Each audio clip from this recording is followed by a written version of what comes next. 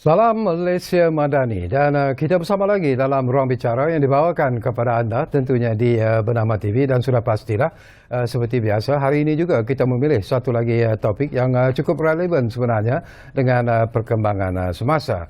Dan kami di ruang bicara di Bernama TV sebenarnya ingin mengambil kesempatan ini untuk mengucapkan selamat datang kepada Presiden Indonesia iaitu Joko Widodo yang akan mengadakan lawatan selama 2 hari ke Malaysia ini mulai daripada hari ini. Dan sudah pastilah dengan lawatan Presiden Jokowi ini pastinya ianya akan mengeratkan lagi hubungan di antara dua negara yang dianggap sebagai dua negara serumpun sebenarnya. Dan sudah pastilah ianya mungkin akan dapat menyelesaikan beberapa lagi perkara yang mungkin akan dibincangkan oleh kedua-dua pemimpin iaitu Presiden Jokowi bersama dengan Yang Berhormat Perdana Menteri kita. Dan inilah isu yang menjadi pilihan kita di ruang bicara hari ini. Dan kita ada dua tetamu yang akan berkongsi pandangan dan juga pendapat. Seorang berada di studio bersama dengan saya dan seorang lagi tetamu insya-Allah akan kita hubungi melalui kemudahan Zoom. Baiklah, izinkan saya memperkenalkan tetamu yang sudah pun berada bersama saya di studio. Kita ingin mengucapkan jutaan terima kasih dan juga selamat datang kepada yang berbahagia Tuan Luqmanul Hakim yang merupakan Setiausaha Indonesian Diaspora Network Global Chapter Malaysia. Jadi Tuan Luqmanul, apa khabar? Terima kasih Bapak Syarkowi. Alhamdulillah baik-baik saja. Terima kasih sudah dijemput ke Bernama TV pada malam hari ini. Ini pertama kali Pak ya bersama kami di ruang bicara. Pertama kali Pak. Dan seorang lagi tetamu yang akan kita hubungi seperti yang saya katakan melalui kemudahan Zoom. Kita mengucapkan jutaan terima kasih kepada yang berbahagia Profesor Dr. Muhammad Azizuddin Muhammad Sani yang merupakan Profesor Politik dan Hubungan Antarabangsa di Universiti Utara Malaysia. Assalamualaikum Prof. Assalamualaikum warahmatullahi wabarakatuh. Dapat dengar suara saya dengan jelas Prof ya? Ya, jelas, sangat jelas. Kami juga dapat mendengar suara Prof dengan jelas sekali. Jadi banyak persoalan sebenarnya yang ingin kita kongsikan bersama dengan Prof sebentar lagi. Tetapi mungkin menariklah kalau kita mulakan dulu dengan saudara Luqmanul Hakim yang berada di studio bersama dengan saya. Saya tertarik hati juga sebenarnya berkaitan dengan Indonesian Diaspora Network Global Chapter Malaysia ini. Mungkin ramai yang masih lagi tertanya-tanya apa sebenarnya fungsi dan peranan yang dimainkan oleh Diaspora Network Global Chapter Malaysia ini sebenarnya. Luqmanul. Oke, terima kasih. Indonesia Diaspora Network Global Chapter Malaysia ini sebenarnya organisasi non-profit. Lebih mengutamakan kepada sebagai organisasi multirasial dan juga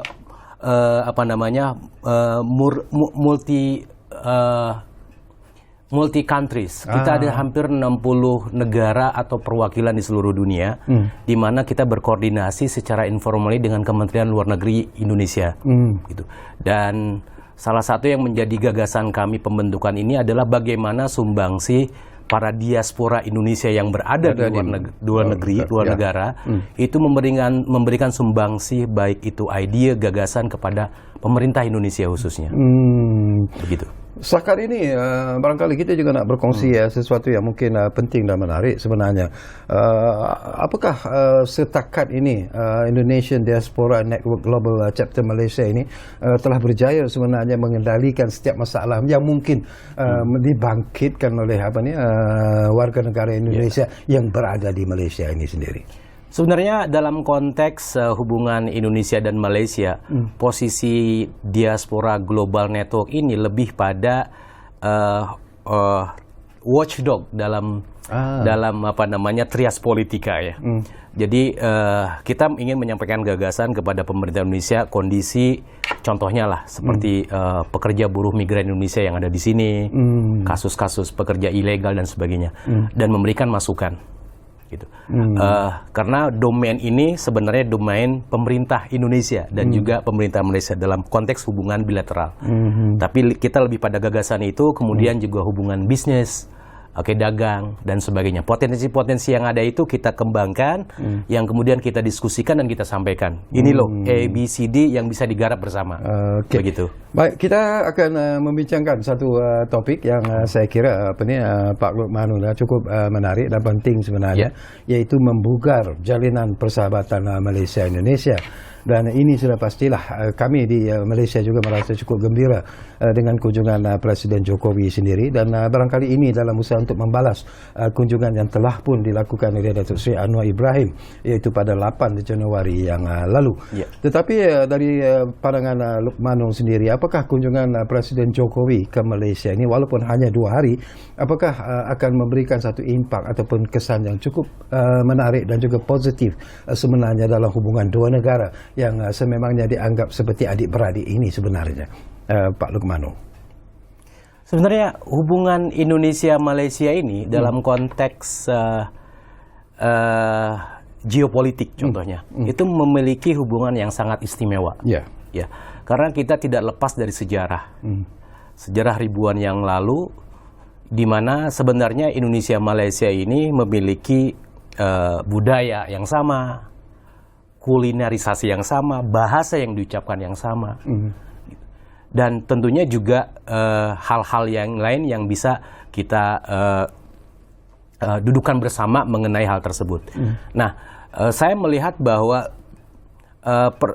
kunjungan Bapak Presiden Jokowi ke Malaysia ini memiliki keinginan dan azam yang sangat tinggi bagaimana menyelesaikan beberapa isu yang terjadi antara Malaysia dan Indonesia. Karena ini kan bahasanya negara jiran ya, negara serumpun, sahabat, gitu.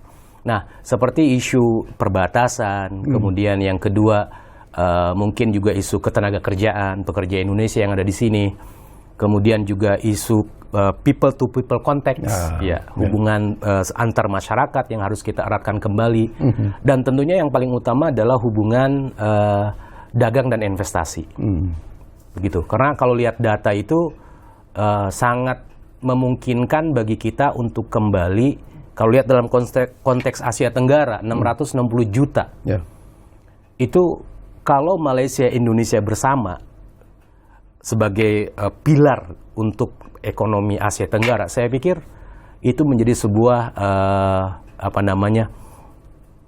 prestasi yang sangat luar biasa bagi kedua belah negara tersebut. Okey, kita juga ingin mendapatkan pandangan daripada tetamu yang akan kita hubungi melalui kemudahan Zoom, iaitu Profesor Dr. Muhammad Azizuddin. Mungkin menarik juga Prof ya, kalau kita lihat dan juga kaji tentang impak ataupun kesan daripada lawatan Presiden Jokowi ke negara kita, walaupun macam saya katakan hanya selama 2 hari. Tetapi harus diingat bahawa ketika Yang Amat Berhormat Perdana Menteri Datuk Seri Anwar Ibrahim berada di ataupun melakukan lawatan resmi ke Indonesia pada 8 Januari yang lalu, secara ikhlas Perdana Menteri juga mengatakan bahawa sebenarnya dia mempunyai satu perasaan yang luar biasa bila bercakap tentang hubungan di antara Malaysia dan Indonesia itu sendiri.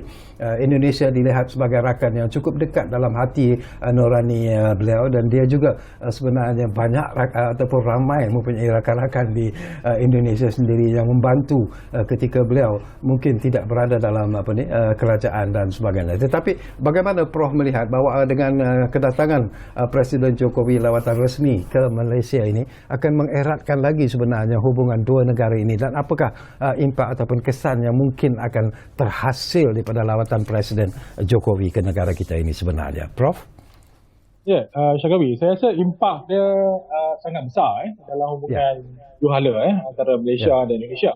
Dan kalau kita lihat, Datuk Seri Anwar Ibrahim telah diangkat sebagai Perdana Menteri Malaysia. Perkara pertama ataupun negara pertama yang dikunjungi oleh beliau adalah sebenarnya Indonesia.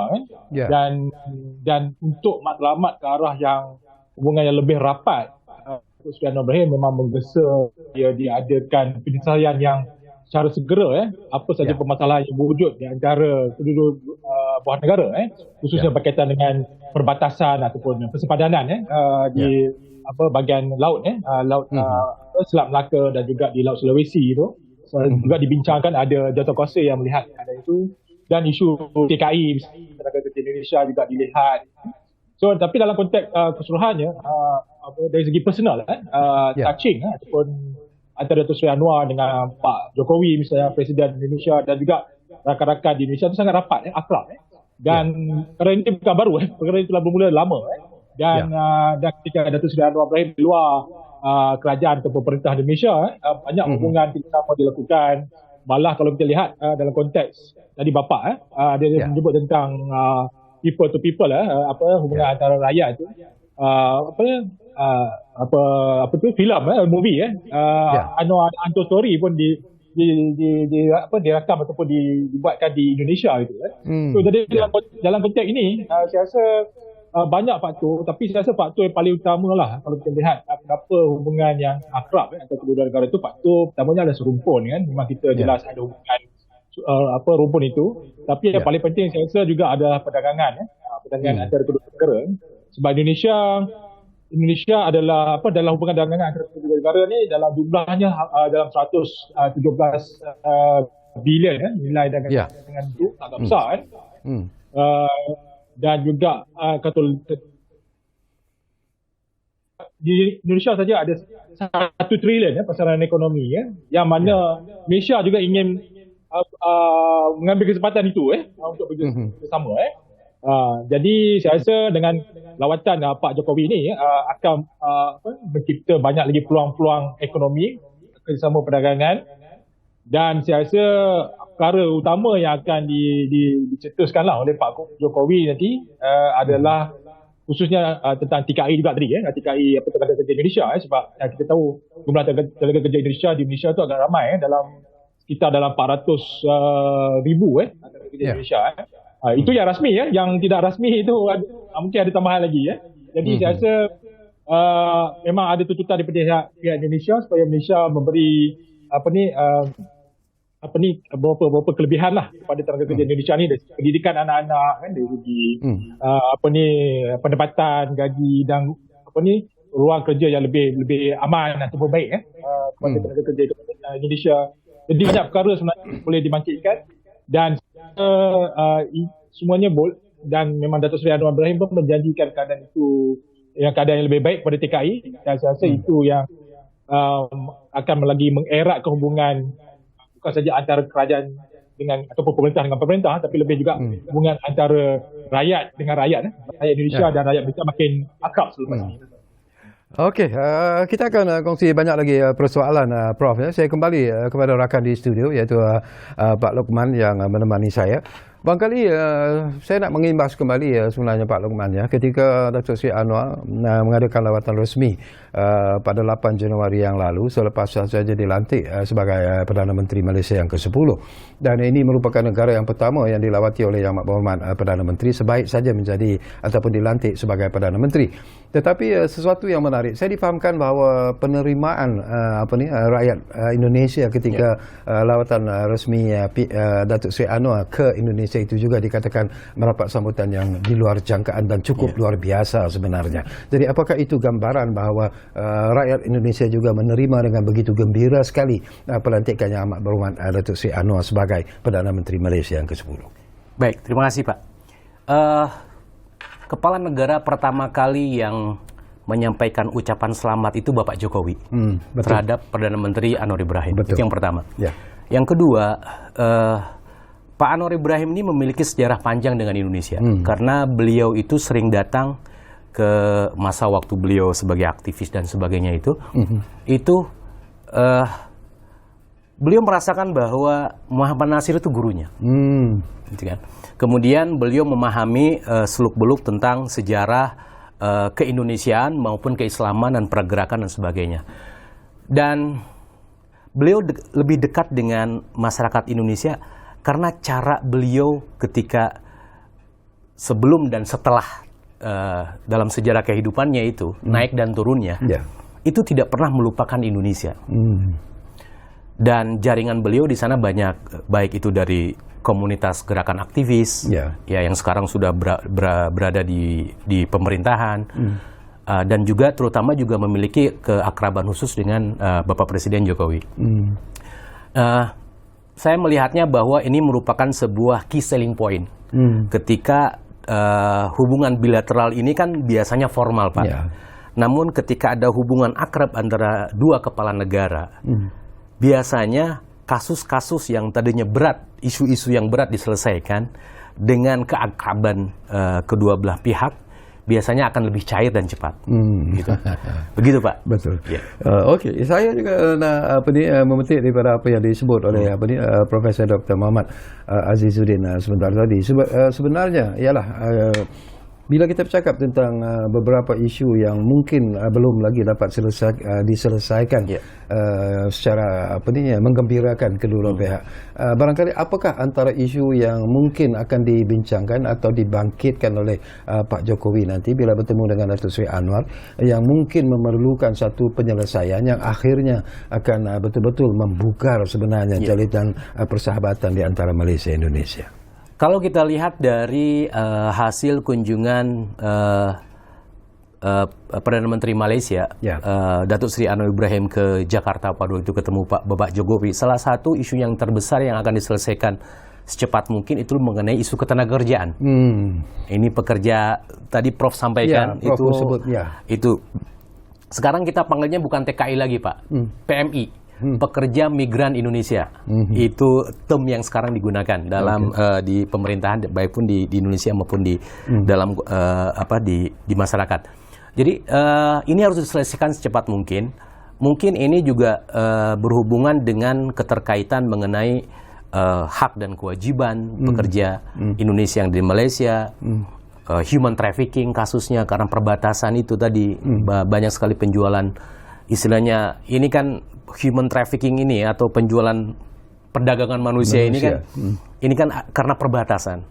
Itu juga harus diselesaikan karena istilahnya pekerja Indonesia datang ke sini dengan menggunakan bahasanya itu adalah sebagai turis tapi kemudian terjadi di sini dipekerjakan. Itu banyak kasusnya. Kemudian ini memang harus diselesaikan secepat mungkin baik itu secara sektor formal maupun informal. Alhamdulillah kan beberapa MOU yang ditandatangani sebelum ini antara Malaysia dan Indonesia mengenai pekerja informal, pembantu rumah tangga, ada hak kemudian ada kenaikan gaji dan sebagainya. Namun di satu pihak Indonesia juga harus menyediakan tenaga kerja yang berkualitas. Asal jangan karena nggak diterima di Hong Kong atau di Taiwan dikirim ke Malaysia. Itu yang penting, berkualitas.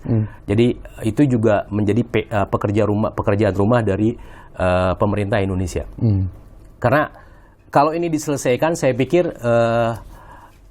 kasus-kasus yang seperti yang terjadi yang berhubungan dengan ketenaga kerjaan pekerja Indonesia yang ada di Malaysia, saya pikir akan bisa paling tidak juga diselesaikan secara cepat. Begitu. Mudah-mudahan dengan kunjungan ini ada political will antara pemerintah Indonesia dan Malaysia secepat mungkin menyelesaikan ini.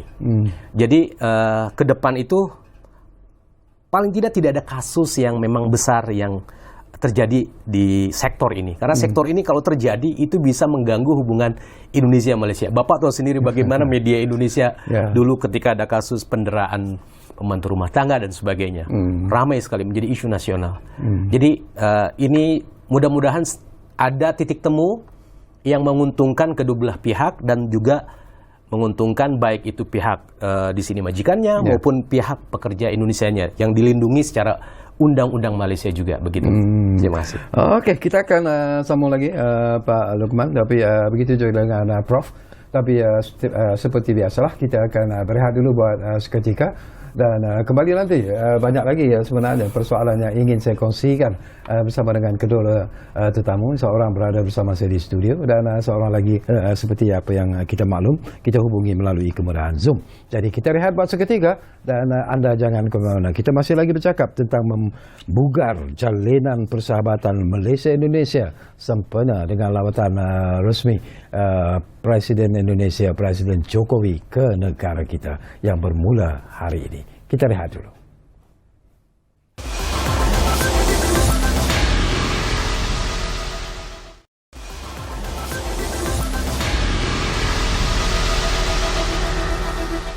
Baiklah, kita kembali semula ke ruang bicara ini. Masih lagi bercakap tentang isu yang cukup relevan, iaitu membuka jalinan persahabatan Malaysia-Indonesia. Baik, saya juga nak kembali semula bersama dengan Profesor Dr. Muhammad Azizuddin. Ini menarik sebenarnya Prof. Prof juga menyebut sebentar selalu tadi, iaitu antara isu yang mungkin perlu diberi perhatian serius dalam pertemuan di antara dua pemimpin negara ini, iaitu Perdana Menteri Malaysia dan juga Presiden Indonesia, ialah isu yang berkaitan dengan perdagangan. Dan kalau kita lihat macam Prof sebut tadilah, ini juga merupakan sesuatu yang perlu dipertingkatkan, dan memang kita anggap Indonesia setakat ini memang merupakan rakan dagangan ke-6 terbesar Malaysia dan kedua terbesar di ASEAN. Tetapi masih lagi sebenarnya ada potensi-potensi yang perlu dibincangkan secara serius oleh kedua-dua pemimpin ini dalam usaha untuk meningkatkan lagi hubungan perdagangan di antara Malaysia dan juga Indonesia. Pandangan Prof? Tadi saya sudah sentuh tentang beberapa aspek dari segi perdagangan antara Malaysia dan Indonesia, dan kita lihat bahawa peluang ekonomi yang ada di kedua negara ini sangat besar dan kalau kita lihat banyak sektor yang boleh diterokai lah oleh kedua negara ini khususnya macam contoh isu yang sedang cuba ditangani oleh kedua negara dari segi perdagangan ini adalah isu minyak sawit yang mana cabaran untuk mengekspor lebih luas minyak sawit ini apabila ada kempen di luar negara yang cuba memberi imej yang negatif terhadap minyak sawit. Jadi itu ada cadangan supaya diwujudkan satu bentuk seolah-olah macam kartel untuk memastikan ekspor boleh dilakukan dengan sebaik mungkin, kempen dilakukan dengan lebih baik dan cermat, dan juga dalam masa sama meningkatkan pengeluaran sawit ini.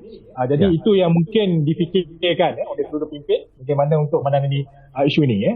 Dan kalau kita lihat sebenarnya kalau saya sentuh banyak perkara, contohnya macam pelancongan yang mana kita tahu sekarang ni kita memasuki era pasca COVID jadi dalam proses pemulihan ini kita ingin merancangkan semula pelancongan ataupun atau disebut di Indonesia wisata Pak.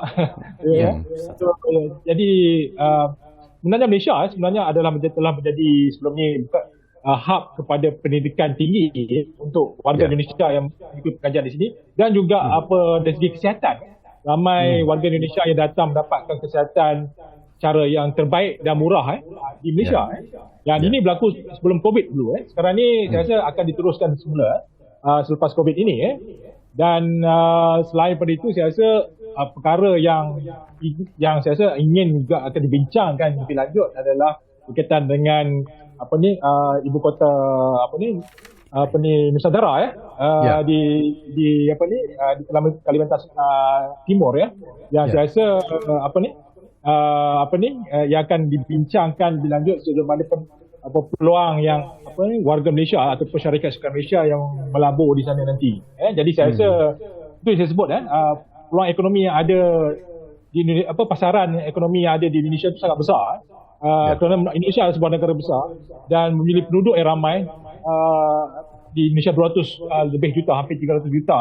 Jadi ini signifikan. Dan kalau kedua negara ni dapat bekerjasama, dapat membangunkan sektor ekonomi yang lebih baik pada masa akan datang untuk kedua negara dapat manfaat yang terbaiklah dari segi ekonomi. Okey, itu menarik apa yang disebut oleh Profesor Dr. Muhammad Azizuddin. Barangkali Pak Lukman, kalau kita bercakap tentang memperluaskan lagi hubungan perdagangan di antara Indonesia dan juga Malaysia, area ataupun perdagangan jenis apa sebenarnya yang mungkin boleh dikembangkan dengan lebih hebat dan lebih luas lagi, yang akhirnya akan memberi faedah ataupun manfaat kepada kedua-dua negara, Malaysia dan juga Indonesia, Pak? Kalau lihat dari Indonesia ada kelebihannya, Pak. Pertama adalah jumlah penduduk. Kalau lihat dari 660 juta penduduk di Asia Tenggara, mungkin 40%-nya di Indonesia, lebih kurang. World Bank, Bank Dunia merilis di 2020 sebuah analisa dengan tajuk Inspiring Indonesia Expanding the Middle Class.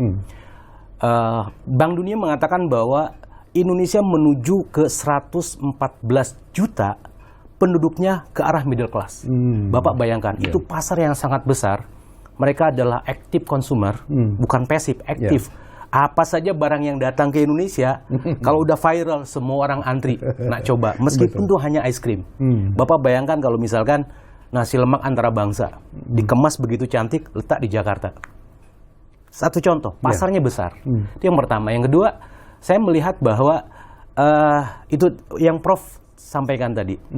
Ada keuntungan, ada potensi besar di Malaysia bagaimana medical tourism. Kalau Bapak lihat di hospital ya, di Melaka, di Penang, itu semua yang berobat itu orang Indonesia, Pak. Banyak, penuh. Betul. Medical tourism. Kemudian saya melihatnya juga yang ketiga adalah mengenai pendidikan. Banyak karena banyak twin program di sini dengan Australia, dengan Amerika begitu. Jadi itu potensi besar digarap bagaimana orang Indonesia banyak yang melanjutkan kuliah di Malaysia. Itu tinggal dimaksimalkan saja. Itu salah satu potensi yang bisa digarap yang di pertengahan. Indonesia memiliki nikel, ya kan? Kemudian tadi Prof sampaikan kelapa sawit dan juga pertambangan. Dan ketika ada perang Rusia dengan Ukraine, ekspor kita itu bukan berkurang, malah bertambah. Itu hampir di 292 billion USD 2022. Itu potensi yang memang, karena sekarang ini pemerintah Jokowi menggunakan beberapa konsep yang menarik. Pertama adalah digitalisasi. Jadi ada namanya ekonomi kreatif, Pak. Bapak bayangkan kalau dengan ekonomi kreatif, di kampung itu jualan bakso itu bisa istilahnya dengan menggunakan, mungkin sekarang platformnya lebih kurang sama, media sosial atau apa semua. Namun ada insentif dari pemerintah. Jadi kalau Bapak lihat itu di startup, di seluruh dunia startup, Indonesia nomor 6. Nomor 1 US, China, UK, Prancis, India. Nomor 6-nya Indonesia. Startup terbesar. Mereka mengarah ke sana, digitalisasi. Kemudian yang selanjutnya itu Pak Jokowi menggunakan konsep hilirisasi. Bagaimana nikel itu diproses dari A to Z, dimonitori pemerintah, kemudian juga dilakukan ekspor. Sehingga itu bisa menguntungkan. Jadi potensi ini ada, Pak. Potensi ini ada karena saya pikir tinggal menggali dari segmentasi apa saja. Bisa itu tadi ekonomi kreatif, digitalisasi. Yang kedua tadi tourism diperbanyak lagi. Karena sebelum pandemi saya yakin Indonesia nomor 2 setelah Cina yang datang ke Malaysia. Kemudian pendidikan, medical tourism dan sebagainya. Bila Prof sebut tentang persoalan ini, sesuatu yang perlu diberitahu di sini sebenarnya ialah bahawasanya Indonesia juga dari aspek ekonominya sudah menunjukkan satu perkembangan yang luar biasa sebenarnya. Dan inilah peluang-peluang yang ada di Indonesia itu yang harus sebenarnya digapai oleh pedagang-pedagang di Malaysia ini dalam usaha untuk melabur di Indonesia. Jadi apakah Prof melihat bahwa ataupun Lukman melihat bahwa ini satu potensi yang tidak harus dipandang remeh oleh pedagang-pedagang di Malaysia sebenarnya? Simpel saja. Dari 114 juta ya, sekarang sebenarnya masih di 60 juta middle class. Mereka itu adalah orang-orang yang bekerja secara informal, Pak. Berdagang kecil. Kalau di sini apa? PKS ya. PKS. Ya, ekonomi apa namanya? Kecil dan sederhana. Kecil dan sederhana. Satu orang hanya menjual 10 gerobak bakso tepi jalan, itu income-nya lebih besar daripada CEO perusahaan. Kenapa? Itu tadi, potensi middle class yang active consumer, itu di Pulau Jawa, di Sumatera, di kota-kota besar, itu menyumbang kepada pertumbuhan ekonomi secara domestik. Karena mereka itu memiliki yang gaji lumayan, expenses-nya tidak, kalau di sini tidak kedekut gitu. Yang penting gua beli gitu kan. Nah, maka saya melihatnya bahwa itu tadi tidak usah yang besar-besar. Apa yang menjadi uniqueness dari Malaysia ini bisa kemudian dipasarkan di Indonesia. Roti canai contohnya. Di Indonesia ada namanya roti tapi lain brand begitu ya. Tapi saya melihat mungkin cara teh tarik itu di depan orang menariknya tinggi, itu kan sesuatu, ya kan? Contoh kecil, roti canai, seperti nasi lemak, nasi kerabu contoh, gitu. Sama dengan Indonesia yang datang ke sini juga banyak juga yang produk Indonesia yang di sini agak unik, kemudian dikonsum oleh lokal Malaysia, sama seperti itu. Jadi saya pikir kayak kuliner itu juga bisa menjadi sebuah potensi, peluang untuk kedua negara untuk kemudian dikembangkan lagi. Gitu. Okey, saya juga nak dapat pandangan Prof Dr. Muhammad Azizuddin. Ini pun Prof ada sebut sebentar selalu, iaitu tentang penubuhan ibu kota baru Indonesia nanti yang dikenali sebagai Nusantara. Dan ianya juga dikatakan menjanjikan sesuatu yang cukup menarik, walaupun Prof sentuh sebentar selalu. Tetapi apa yang harus dilihat sekarang ini oleh ialah kita yang berada di Malaysia ini terhadap apabila nanti beroperasinya ibu kota, walaupun mungkin dalam jangka masa yang agak panjang, tetapi apabila beroperasinya nanti ibu kota baru menggantikan Jakarta di Nusantara nanti, apa yang perlu dilihat oleh rakyat Malaysia ataupun mereka yang mungkin berminat untuk berada di Nusantara nanti? Ya, saya rasa sebelum saya komen tentang ibu kota Nusantara, saya ada satu perkara yang saya sentuh juga dan mungkin boleh dibincangkan dalam pertemuan dua kepala negara ini, Pak Anwar dengan Pak Jokowi, iaitu berkaitan dengan industri halal. Yang tadi sebab bapa pun dah menyentuh tentang makanan tadi kan. Saya baru teringat industri halal sebenarnya perbincangannya sangat tinggi. Kalau nilainya di Asia Pasifik saja adalah berjumlah 5 trilion ringgit Malaysia. Jadi ini saya rasa perlu diambil kesempatan lah oleh Malaysia dan Indonesia untuk kembangkan ekonomi dalam konteks industri halal. Bukan saja makanan, fashion, pakaian, hotel, alat solik dan sebagainya. Banyak produk halal yang boleh dikeluarkan dengan kerjasama kedua-dua negara inilah. Dan berbalik pada soalan Syakawi tadi tentang ibu kota Nusantara. Ini satu tulisan idea Pak Jokowi sendiri yang saya rasa sangat bijak, kerana Pak Jokowi sedar bahawa potensi Indonesia pada masa akan datang ni akan menerima boleh saya katakan sebagai influx ataupun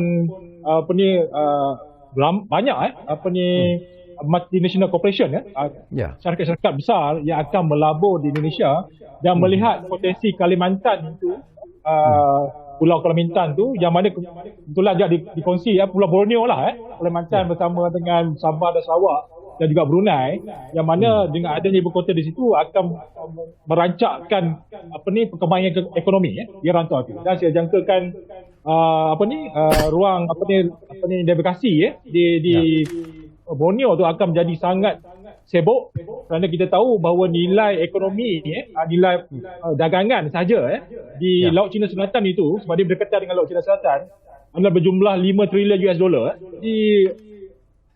Saya rasa Pak Jokowi dah nampak potensi yang sangat besar di Kalimantan itu dan membina ibu kota di situ.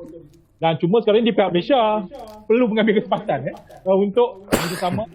Itu sebab ada usaha untuk merancangkan, mempercepatkan Trans Borneo highway itu di antara Sabah Sarawak yang mungkin melewati, tak pastilah tapi mungkin juga melewati sampai ke Kalimantan Timur. Dan saya rasa dengan perkembangan ekonomi yang makin sangat rancak akan datang ni, saya akan memberi baik antara kedua-dua belah negara, dan saya rasa akan merancak lagi hubungan keluar masuk warga Indonesia dan Malaysia di sepadan. Kerana Malaysia ada rancang untuk membangunkan sepadan di kota-kota di sepadan supaya boleh sama bersaing juga dengan kota-kota di sepadan di sebelah Indonesia untuk selepas inilah. Jadi saya rasa banyak potensi yang sangat baik yang perlu diterokai oleh kedua negara, dan saya rasa dengan keakraban kepimpinan kedua negara ini, saya rasa akan mencerahkan harapan itu untuk dicapai pada masa terdekat ini. Okey, kita sebut tentang potensi Pak Luqman kita juga nak dapat pandangan rakyat Indonesia sendirilah. Kita tahu Jakarta memang sudah pun terlalu sesak sekarang inilah. Kalau kita berada di Jakarta pun kita dapat melihat dan merasai situasi itu sendiri. Tapi apakah Pak Luqman melihat secara peribadi bahawa dengan tertubuhnya nanti Nusantara itu, apakah ianya akan memberikan satu lagi dimensi yang cukup menarik sebenarnya dalam pergerakan rakyat Indonesia itu sendiri, dan kemudiannya hubungan di antara Malaysia dan juga Indonesia itu mungkin akan bertambah erat, bertambah semangat, kekuatan itu akan bertambah sebenarnya. Pandangan Pak Luqman. Baik, Indonesia itu terlalu konsentrasi di Pulau Jawa, baik itu dari roda perekonomian. Pulau Jawa itu kan mulai dari Jawa Timur sampai ke Jawa Barat ada Jakarta di situ. Baik dari segi populasi dan juga hal-hal lainnya, perdagangan dan sebagainya. Jadi roda ekonomi itu terlalu diporsilkan di situ. Ide Pak Jokowi adalah bagaimana IKN ini didirikan menjadi pemerintahan secara administratif berada di IKN, ya kan? Center of business-nya tetap, saya pikir Jakarta masih menjadi center of business, gitu kan. Nah, ketika wilayah administrasi atau pemerintahan dipindahkan ke sana, otomatis kan hampir jutaan di sini pejabat awam ya, pegawai negeri itu harus dipindah, karena sudah posisinya di sini. Nah, itu paling tidak juga akan membuat sebuah ekosistem yang baru. Akan menjadi menarik adalah ketika itu tadi Prof sampaikan, itu yang akan menjadi impact-nya ini satu Borneo sebenarnya, yang bisa mengcover hampir 2 negara. Berarti kan di situ ada Indonesia, ada Brunei, dan juga ada Malaysia. Dan dan tentunya ini merupakan sebuah cita-cita Pak Jokowi bagaimana bisa terjadi. Dan ini memang sebenarnya prosesnya masih panjang, Pak. Tapi ide itu sudah ada, karena dalam blueprint di Indonesia itu di 2030 Indonesia itu harus menjadi nomor 1 ekonomi nomor 1 di Asia Tenggara. Jadi as a leader itu di 2030 targetnya. Dan kita lihat tadi yang tadi Bapak sampaikan, kita sekarang dari 9 tahun terakhir ini setelah pandemi itu ada peningkatan dari segi pertumbuhan ekonomi 5,31% itu luar biasa dalam kondisi setelah pandemi ya, di 2022 itu. Jadi ada optimisme di sana. Tinggal bagaimana ini menjadi sebuah, kalau di Asia Tenggara ini, itu Malaysia dengan munculnya pindahnya IKN nanti di Kalimantan, itu memiliki keuntungan secara ekonomi ataupun dari people to people contact nantinya ke depan. Begitu, Pak. Oke, kita akan berehat buat kali terakhir dan kembali nanti. Walaupun masa semakin suntuk, tapi saya percaya kita ada lagi beberapa persoalan yang sempat saya kongsikan bersama dengan kedua-dua tetamu di ruang bicara hari ini. Baiklah, kita rehat, tapi anda jangan kemana-mana. Kembali semula sebentar saja lagi bersama kami di ruang bicara Bernama TV. Kita jumpa lagi selepas ini.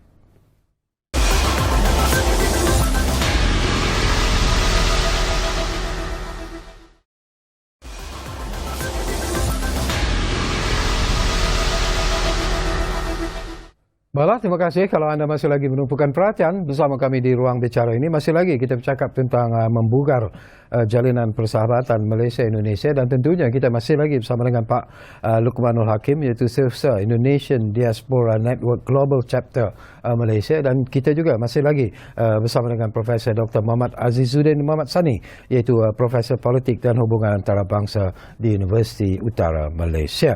Baik, Prof, satu lagi isu yang saya kira akan dibincangkan secara serius juga oleh kedua-dua pemimpin ini adalah berkaitan dengan langkah-langkah yang perlu dilaksanakan ataupun diambil dalam usaha untuk memperkukuhkan lagi ASEAN itu sendiri supaya ianya menjadi sesuatu yang mungkin dihormati di negara-negara lain. Jadi pandangan Prof, apa yang perlu dilihat dalam usaha untuk memperkukuhkan kedudukan ASEAN ini secara keseluruhannya? Ya, kalau kita lihat ASEAN sekarang ni diketuai ataupun difungsikan oleh Indonesia dan jadi terbesar ASEAN kali ini adalah biasa dia akan beri fokus kepada isu ekonomi antara 10 semua negara-negara anggota ASEAN itu sendiri, dan dalam masa sama juga akan memperkukuhkan konsep komuniti sebab kita tahu ASEAN Community telah bermula tahun 2015 dan sekarang ini dalam konteks untuk memperkukuhkan ASEAN Community itu supaya ia lebih merancangkan hubungan antara people to people rakyat dengan rakyat negara ASEAN itu. Tapi saya rasa fokus yang akan dibicarakan oleh Pak Jokowi dan Datuk Seri Anwar Ibrahim nanti adalah isu yang berkaitan macam mana nak selesaikan isu Myanmar. Sebab Myanmar kita tahu ada permasalahan berkaitan dengan isu Rohingya, bukan saja isu Rohingya tapi isu kumpulan-kumpulan etnik yang saling bertelagah dan berperang, dan juga dalam konteks gagalnya demokrasi terlaksana selepas pilihan raya umum di Myanmar itu tahun 2021 itu dibatalkan kan, ataupun parti yang menang dalam pilihan raya itu telah dinafikan hak untuk kerajaan lah, dan sekarang ini Myanmar dikuasai sepenuhnya oleh pihak tentera. So jadi dalam konteks ini saya rasa itu cabaran yang sangat besar yang harus dicari jalan terbaik oleh ASEAN Dan kalau kita lihat antara usaha yang telah diambil, khususnya diambil sendiri oleh Datuk Seri Anwar Ibrahim ketika melawat China baru-baru ini ialah memujuk China supaya bukanlah mendekat tapi lebih kata untuk memujuk Myanmar itu supaya boleh menerima semula contohnya warga Rohingya untuk pulang ke negara itu dan mencari jalan penyelesaian terbaik untuk warga Rohingya ni supaya tidak menjadikan beban kepada negara khususnya Indonesia dan juga Malaysia sebab warga Rohingya ni kita tahu boat people mereka ni di Malaysia saja kita sudah ada dalam 500,000 warga Rohingya itu sendiri yang menjadi beban pada negara sekarang untuk menjaga mereka melindungi mereka dan kita tidak ada kemampuan untuk berbuat begitu So dalam konteks ini saya rasa isu human trafficking pun timbul Jadi banyak isu-isu jenayah sedikit antarabangsa juga human smuggling dan juga timbul dalam atas faktor ni dan saya rasa yang menyebabkan kali ini saya rasa ASEAN perlu bertegas Saya rasa Pak Jokowi ataupun Indonesia menjadi yang mengetuai ASEAN sekarang beberapa masa ini perlu bertegas dengan Myanmar untuk menyelesaikan isu ini secara segera. Tidak, saya rasa bebannya akan dihadapi oleh negara jiran Malaysia dan Indonesia untuk menghadapi situasi ini. Okey. Mungkin Pak Lokman ada pandangan itu sendiri bila kita cakap tentang mengukuhkan kedudukan ASEAN itu sendiri dan ini merupakan satu cabaran yang cukup hebat sebenarnya terutamanya kepada Indonesia yang mengetuai ASEAN ketika ini. Pandangan Pak Lokman. Apa yang tadi yang disampaikan oleh Prof itu saya setuju mengenai bahwa kekuatan ekonomi menjadi landasan utama untuk negara-negara Asia yang saat ini Indonesia sedang memimpin. Karena apa? Itu tadi saya bilang dari awal bahwa ada 660 juta market penduduk di Asia Tenggara yang mana kalau ini bisa secara mutual simbolisis antara negara itu kemudian dijadikan sebagai sebuah hubungan yang lebih mantap di ekonomi perdagangan antar negara di Asia Tenggara, saya pikir kita menjadi sebuah kekuatan yang sangat besar. Yang kedua yang menjadi isu mungkin saya melihatnya bahwa Indonesia mencoba agar ini kan isunya sekarang kan isu di Cina Selatan.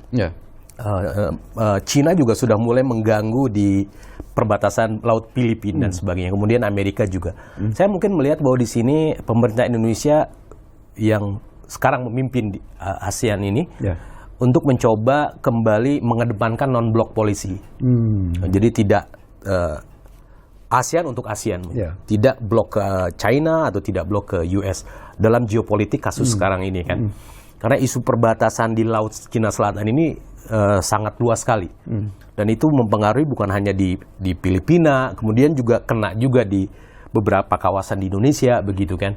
Dan harapan kita mungkin ada satu ide lagi menarik ketika Pak Anwar Ibrahim ke Jakarta, ada dialog dengan para pengusaha. Apakah kemungkinan ada satu one currency Asia Tenggara? Itu pernah disampaikan oleh salah seorang pengusaha. Karena euro sudah ada. Ini kan sekarang Bapak bisa lihat bagaimana rupiah ataupun ringgit juga terpaksa harus jatuh dalam beberapa ini gara-gara US dollar, ya kan? Apakah ada kemungkinan potensi ini bisa disinergikan menjadi sebuah one currency Asia Tenggara, entah apa namanya begitu. Jadi kita tidak ada ketergantungan dengan US dollar dalam bisnis atau perdagangan ekspor impor begitu. Atau mungkin misalkan ada hal lain yang bisa dijadikan, misalkan ketika harus bisnis ekspor ke Malaysia harus bayar pakai rupiah, ke Indonesia harus bayar ringgit, misalkan begitu, atau vice versa begitu. Nah ini yang mungkin menjadi isu yang sangat menarik dan pernah dilontarkan ketika dialog pengusaha Indonesia dan para pebisnis itu dengan Pak Anwar Ibrahim waktu itu. Saya juga sebenarnya Pak Lokman tertarik hati dengan apa yang berlaku tadi pun Prof ada sebut sebentar selalu. Ini tentang isu minyak sawit itu sendiri. Dan kita lihat bagaimana pihak ataupun kerajaan Malaysia bersama dengan Indonesia sama-sama bertemu dengan wakil-wakil daripada EU misalnya dalam usaha untuk mencari satu penyelesaian yang memberi manfaat dan faedah kepada kedua-dua negara. Apakah ini sebenarnya gambaran bahawa semangat perpaduan semangat kerjasama di antara Indonesia dan Malaysia itu sebenarnya begitu kukuh dan kuat sekali sebenarnya. Ya, memang tantangan kita ketika berhadapan dengan polisi dari Eropa pun di Amerika ketika bicara sawit ini kan mereka bicara ada masalah di ketenaga kerjaan dan sebagainya kan begitu. Mungkin itu tadi kerjasama ini kan itu tadi sahabat ya, negara jiran. Ya mungkin ada hal-hal yang bisa sama-sama dikedepankan gitu kan. Kita punya punya sawit, Malaysia punya sawit. Karena regulasi ini Malaysia kemudian agak sedikit terganggu kan. Ya, dengan platform Indonesia itu tadi kemudian mengedepankan hubungan bilateral, saya pikir ini juga menjadi sebuah solusi. Saling membantu dan saling menguntungkan. Karena itu tadi tergantung kepada political will dari pemimpin kedua negara tersebut. Ya. Oke, kita hampir-hampir di penghujung, tinggal lebih kurang 5 menit saja lagi masa. Barangkali Prof di penghujung ini, Anda ingin lontarkan harapan Anda dan juga apa yang Anda harapkan sebenarnya daripada kunjungan Presiden Jokowi ke negara kita mulai hari ini. Silakan, Prof. Ya, saya hanya berharap hubungan yang lebih erat antara Malaysia dan Indonesia terusan, dan saya rasa dengan keakraban bukan saja antara kerajaan atau pemerintah, tapi lebih juga dalam konteks personal antara kedua pimpin dua negara ini, saya akan lebih bawa lebih kemakmuran pada bukan saja ekonomi dari segi sosial, dan juga hubungan antara warga negara kedua negara juga akan lebih erat pada masa akan datang. Jadi saya nampak saya agak optimistik kerjasama ini akan membuahkan satu hasil yang disebut dalam tajuk hari ini membugarkan hubungan kedua negara dan beri manfaat secara keseluruhannya warga negara kedua negara lah. Jadi itu harapan saya yang saya nampak agak positif ke arah itu. Okey, terima kasih banyak-banyak Prof Dr. Muhammad Azizuddin. Baik, kita di penghujung. Saya nak pergi ke depan sedikitlah Pak Lokman ya. Ini berkaitan dengan pemilihan presiden yang akan berlangsung pada bulan Februari pada tahun 2024. Di Indonesia pun sudah panas sebenarnya perkara ini, dan kita tahu bahawa Presiden Jokowi tidak lagi akan bertanding kerana mengikut peraturan yang telah pun ditetapkan. Jadi bagaimana Prof ataupun Pak Lokman melihat bahawa mungkin akan Indonesia pastinya akan mendapat presiden baru pada tahun 2024, dan apakah ini juga sebenarnya akan memberikan satu kekuatan juga sebenarnya kepada Indonesia dalam hubungan antara Indonesia dan juga Malaysia? Oke, wah ini berat sedikit nih, bukan di politik nih. Ya, Indonesia akan menghadapi pemilu pilihan raya. Pemilihan umum 14 Februari 2024, di mana pemilihan itu ada dua, sebenarnya ada tiga, ada pemilihan senator ya. Kalau di sini mungkin senator, kemudian ada pemilihan parlemen. Dan adun lah ya kalau di sini, dan juga pemilihan presiden. Pemilihan presiden di sana pemilihannya langsung, one man one vote. Saya harus memilih siapa. Berdasarkan survei itu ada beberapa calon pemimpin yang memang eligible. Secara elektabilitas ada presentasinya gitu kan. Secara kemudian likable-nya juga ada. Dan juga dari banyak partai itu kan koalisi. Hanya partai yang berkoalisi mencukupi 20% dari total suara parlemen itu boleh mencalonkan. Sekarang ada 3 kandidat. Tapi yang terpenting dari ini semuanya, ada yang penting bagaimana pemilu di Indonesia itu aman, damai, dan juga tenang. Yang diinginkan oleh Pak Jokowi ada semacam regenerasi estafet. Karena memang banyak sekali pencapaian dari Pak Jokowi itu yang memang harus diteruskan. Gitu. Nah ini kan tergantung kepada bagaimana kemasan dari masing-masing calon. Gitu kan. Karena juga Pak Jokowi nggak mau IKN itu kemudian tidak dilanjuti oleh penerusnya, karena ini kan, tetapi jangan risau, itu memang sudah ada konstitusi, undang-undang yang mengatakan itu memang program pemerintah yang memang harus diselesaikan. Nah, mudah-mudahan kita bangsa Indonesia mempunyai pemimpin yang lebih apa yang kita harapkan begitu ya. Bisa meneruskan program-program pemerintah yang ada dan juga memperbaiki apa yang belum bisa diselesaikan begitu. Mudah-mudahan. Tapi setakat ini apakah rakyat Indonesia secara keseluruhannya amat gembira dengan prestasi yang telah pun ditunjukkan oleh Pak Jokowi sebenarnya? Kalau dari survei terbaru, kepuasan terhadap Bapak Presiden Jokowi itu hampir 80%. Rating yang sangat tinggi sebenarnya. Cuman karena undang-undang konstitusi mengatakan bahwa presiden itu hanya 2 periode. 10 tahun selesai, harus ada pergantian. Nah, ini artinya kan pendekatan Pak Jokowi pada saat ini mungkin relevan dengan output di mana pertumbuhan ekonomi juga lumayan bagus, meskipun juga yang namanya hutang tetap aja, setiap negara ada hutangnya gitu kan begitu. Jadi gali lubang tutup lubang tetap juga ada. Jadi ada yang harus diperbaiki, ada yang harus dilanjutkan, itu biasa. Ya harapan kita dan harapan masyarakat Indonesia, saya yakin juga pemilu ini menghasilkan pemimpin yang tentunya pemimpin yang baru. Dan walaupun ada pemimpin baru, tetapi kita harap hubungan di antara Malaysia dan Indonesia akan diteruskan, harus semakin akrab, makin akrab dan semakin produktif, begitu bagi kemakmuran dan kesejahteraan kedua bangsa negara Indonesia dan juga Malaysia. Baik, terima kasih banyak-banyak kepada Pak Luqmanul Hakim kerana sudi bersama kami di ruang bicara ini, dan jutaan terima kasih juga tentunya kepada Profesor Dr. Muhammad Azizuddin Muhammad Sani, dan banyak sebenarnya yang dapat kita sentuh dalam ruang bicara ini, walaupun ada lagi persoalan-persoalan yang ingin kita kongsikan. Tapi apa yang kita harapkan ialah mungkin selepas lawatan Pak Jokowi ini, kita akan dapat melihat satu suasana yang mungkin lebih hebat bila kita bercakap tentang hubungan dua negara di antara Malaysia dan juga Indonesia. Itulah harapan kita sebagai rakyat Malaysia, dan sudah tentunya itu jugalah harapan rakyat Indonesia. Jadi terima kasih kepada anda yang menumpukan perhatian bersama kami di ruang bicara ini, dan jangan lupa seperti yang selalu kami janjikan kepada anda, ruang bicara akan terus berbicara bersama anda dari masa ke semasa. Kita jumpa lagi.